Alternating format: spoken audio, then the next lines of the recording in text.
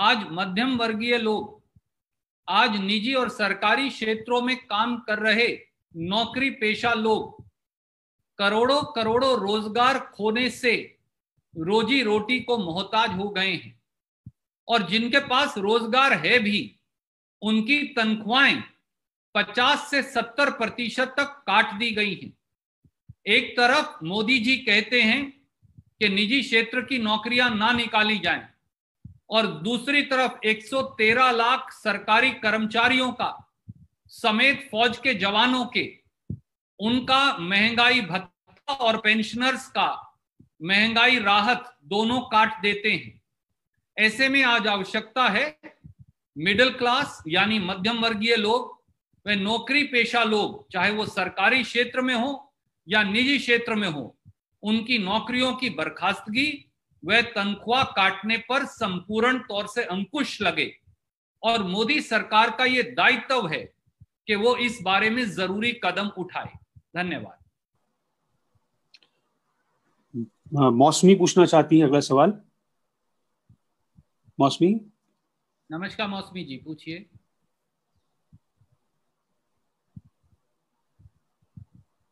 नमस्कार मौसमी जी। मौसमी क्या सुन सकती हैं? मेरे ख्याल से अगला सवाल मोहित पूछ लें तब तक। मोहित from news nation. Mohit ji पूछिए। नमस्कार सर। नमस्कार, मेरी आवाज आ रही है? हाँ आ रही है। मोहित जी आ रही है, आप सवाल पूछिए कृपया। जी, मेरा सवाल ये है कि जिस तरीके से कोरोना का संक्रमण लगातार देश में बढ़ रहा है, 37,000 से ज्यादा अब तक मामले आ चुके हैं। देश में डेली 25 से 30,000 ही टेस्ट हो रहे हैं। अगर हम अमेरिका की बात कर लें या दूसरे मुल्कों की बात कर लें तो 1 से 1.5 लाख तक अमेरिका में टेस्ट हो रहा है, और वहां पे जो केसेज आ रहा है वो हमारे सामने है। ऐसे में हिंदुस्तान में आपको नहीं लगता है कि जिस रूप में टेस्ट होना चाहिए था उस रूप में टेस्ट नहीं हो पा रहा है, जिसकी वजह से एक्चुअल जो डेटा आ सकता था वक्त पे वो नहीं आ पा रहा है? और यही स्थिति अगर रही तो आने वाले दिनों में जो है, क्योंकि डेंसिटी के हिसाब से, पॉपुलेशन के हिसाब से हिंदुस्तान बहुत बड़ा देश है, स्थितियां और ज्यादा बिगड़ाल हो जाएंगी। मोहित जी, कोरोना संक्रमण को लेकर श्रीमती सोनिया गांधी जी ने, श्री राहुल गांधी जी ने वो पत्रकार वार्ता जो आपसे की और पत्र जो प्रधानमंत्री जी को लिखे, वे कांग्रेस कार्य समिति ने अनेकों बार चिंता जताई है। हमने बार बार ये कहा है कि कोरोना से लड़ाई का एकमात्र रास्ता है टेस्ट, ट्रेस, क्वारंटीन। सरकार वो चाहे ना सुन रही हो, पर हर रोज और बार बार हम ये प्रश्न उठाते रहेंगे। हिंदुस्तान में मौजूदा टेस्ट संख्या जो 50 से 60 हजार के करीब है, शायद उससे 10 गुना ज्यादा कम से कम इसे बढ़ाने की आवश्यकता है। तभी कोरोना से जंग जीती जा पाएंगी और तभी हम सही मायनों में संक्रमण का अंदेशा लगा सकेंगे कि वो किस हिस्से में कितना संक्रमण है और कितनी जरूरियात और हैं स्वास्थ्य सुविधाओं की भी और आर्थिक राहत की भी। आज इस बारे में फिर हमने सुझाव दिया है। उन 7 सुझावों में उम्मीद है कि आपकी सजग कलम और कैमरे के माध्यम से प्रधानमंत्री जी देश की 130 करोड़ जनता की इस गुहार को अवश्य सुनेंगे। धन्यवाद। सुनील प्रभु जी का है। सुनील जी सवाल पूछिए। Sunil ji go ahead. नमस्कार। Namaskar. I just wanted to know, there is this Arogya Setu, which is being now made compulsory, mandatory. What is the Congress Party's view on that? And when you were talking in the CWC, you talked about exit. Were you all looking at an extension of the lockdown, or you all were looking at an exit in terms of ending the lockdown? Aarogya Setu के ऊपर एक supplement में पूछ लो संदीप वर्तमान से। हाँ जोड़ ले। साथ आप एक साथ। हाँ आरोग्य सेतु। हाँ, ये प्रियंका गांधी जी ने आज जो ट्वीट किया है उसमें जो एक चिट्ठी भी जारी किया है, उसमें ये लिखा गया कि आरोग्य सेतु डाउनलोड करने से 100 रुपया पीएम केयर्स फंड में जाएगा। तो पीएम केयर्स फंड का ऑडिट होना चाहिए, तो इसका थोड़ा भी आप इलाबोरेट कर दीजिएगा। सुनील जी ने जो 2 सवाल पूछे, पहले मैं उनके दूसरे प्रश्न का उत्तर दूं। Sunil ji, can you repeat your question please, because I think they've all now got mixed. The first question is about the app, which down there, there is an issue of privacy. and now it has become mandatory for all employees, be it in private or public, to download it for its thing. It's become a national directive. So there's not an option. Under the National Disaster Management Act, it is now been made compulsory. There is the right to privacy, Supreme Court thing which you have already. And and the second question is on the CWC. You had an exit of the strategy that you had talked about, and even asked your Congress chief ministers to work towards that. You saw what has happened yesterday, which is a colossal, and lot of, as you rightly said, a lot of questions have to be answered now, and a lot of confusion is there. But were you all looking at an extension of the lockdown, or you all were looking at ending the lockdown? Sunil ji, that's why if you see questions 1, 2, 3 that Congress party has raised today, question number 3 specifically asks the Prime Minister whether what is the exit strategy from lockdown 3.0, whether we will have a lockdown 4.0 and 5.0 hereinafter, like we had lockdown 1.0, 2.0 and 3.0. When will it finally end? For answers to these questions lie with the Prime Minister, and the entire nation was waiting to hear them from the Prime Minister, as the order of MHA came without any phase with regard to the extension of the lockdown or imposing a fresh lockdown. Regarding the Arogya Setu app, various experts have raised multiple issues of privacy and others, which Sandeep ji from Vartaman also pointed out. Indian National Congress is currently seized of the matter. We are looking at the privacy issues as also the compulsory deduction of amounts. And hopefully within next 24 hours, we will come with a more comprehensive and a calibrated response on the issue. But yes, these are areas of concern. We have noted them. Thank you. Thank you. Move to the next question, sir. I think Tarun Kalra from Total TV wants to ask a question. Tarun ji, are you there? जी, मैं सुन सकता हूँ। प्रणाम sir. Sir मेरा सवाल ये है कि pause button बताया था राहुल गांधी जी ने कि लॉकडाउन एक तरह से पॉज बटन है, और जैसे ही उस बटन को हम फिर से दबाएंगे तो बाढ़ आ जाएगी मामलों की, और हम कोरोना से पीछे हैं। आगे रैंडम टेस्टिंग के जरिए हम 2 कदम आगे रह सकते हैं। मेरा सीधा सा सवाल यह है कि क्या कांग्रेस पार्टी 3.0 लॉकडाउन का समर्थन कर रही है या फिर विरोध? देखिए तरुण जी, सवाल और जवाब दोनों ही बड़े सीधे।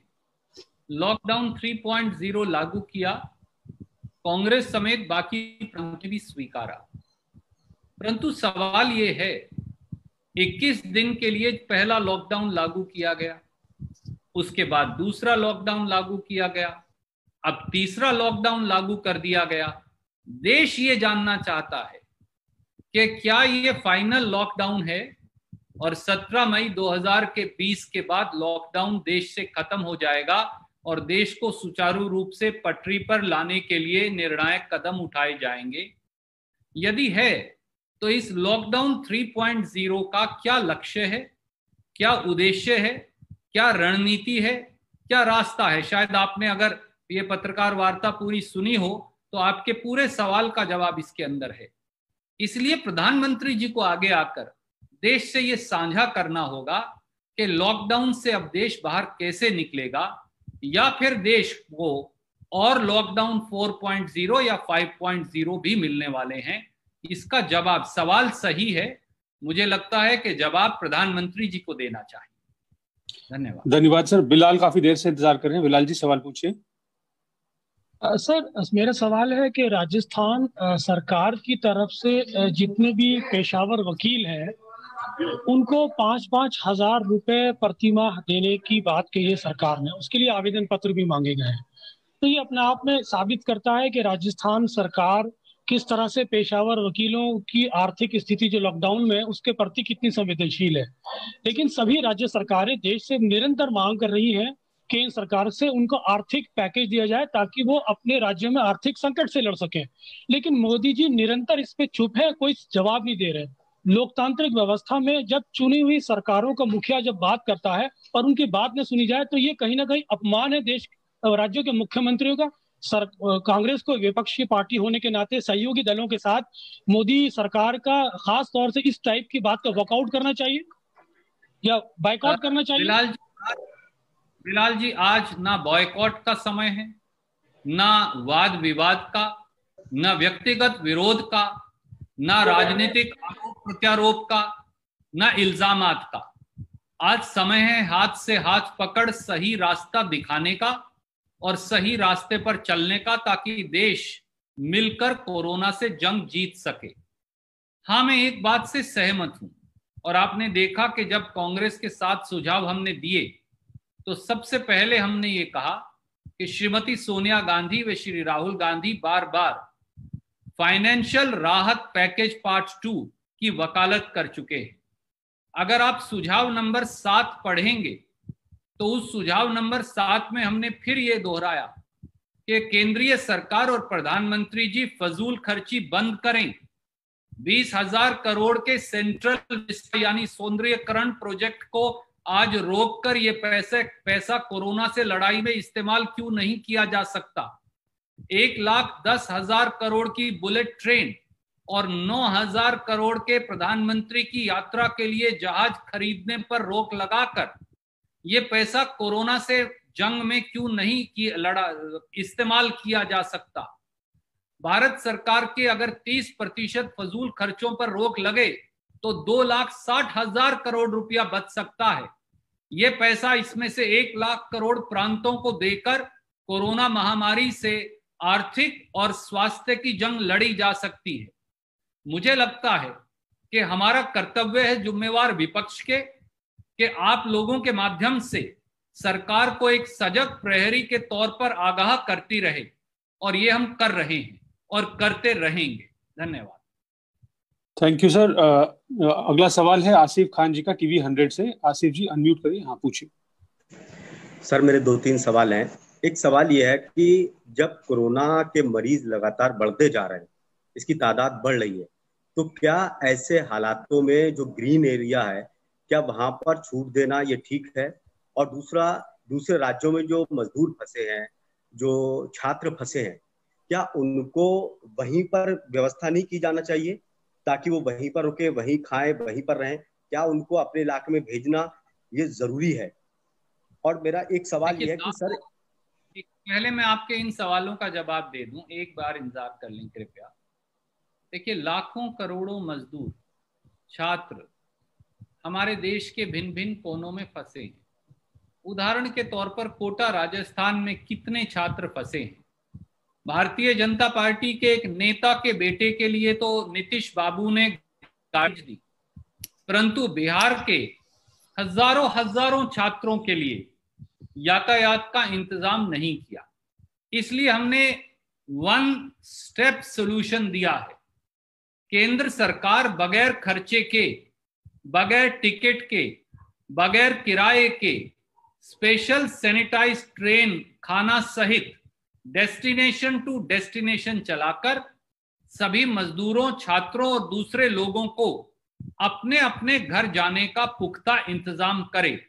यही एक रास्ता है ज्यादा से ज्यादा लोगों को 15 दिन के अंदर अंदर अपने घर पहुंचाने का।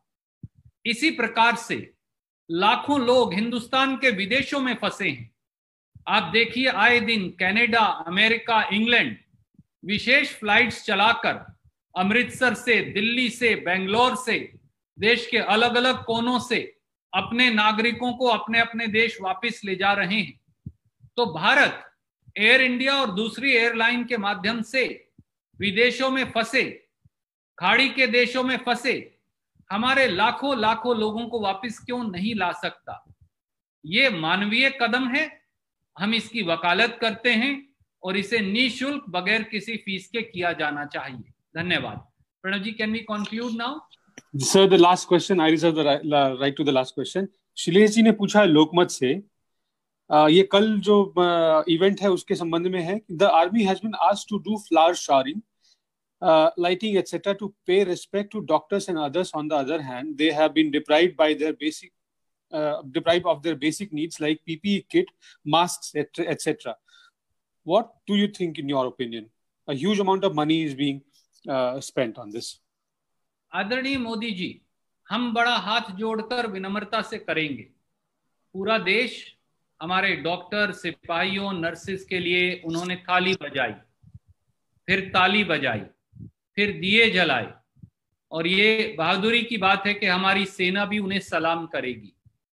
पर डॉक्टर, नर्स, स्वास्थ्य कर्मियों, सफाई कर्मियों, कोरोना वॉरियर्स को क्या चाहिए? उन्हें पर्सनल प्रोटेक्शन इक्विपमेंट चाहिए जो आज भी उपलब्ध नहीं। उन्हें N95 मास्क चाहिए जो आप नहीं दिलवा पा रहे। कोरोना संक्रमण से कितने ही डॉक्टर, नर्स, स्वास्थ्य कर्मी, पत्रकार, पुलिसकर्मी, सफाई कर्मी, ये सब ग्रस्त हो गए और इनका परिवार खतरे में पड़ गया, पर किसी को परवाह नहीं। इनको डबल तनख्वाह चाहिए, आर्थिक सहायता चाहिए, पर कोई देता नहीं। उनको हमारा सम्मान और स्नेह तो चाहिए, पर उन्हें रैपिड टेस्टिंग किट्स चाहिए जो असली हो, नकली ना हो। उन्हें personal protection equipment, body ओवरऑल्स, gloves, head cover, goggles, shoe cover, ये चाहिए। इसलिए इस लड़ाई में सबसे पहला काम, सबसे लॉडेबल काम होगा हमारे कोरोना वाहकों को, कोरोना सैनिकों को, ये सब कैटेगरीज जो मैंने बताई जिनमें पत्रकार भी शामिल हैं, इनकी नौकरी बर्खास्त ना हो, इनकी तनख्वाह ना काटी जाए, इनको पर्सनल प्रोटेक्शन इक्विपमेंट मिले, इनको N95 मास्क मिले, इनकी तनख्वाह दुगनी हो जाए।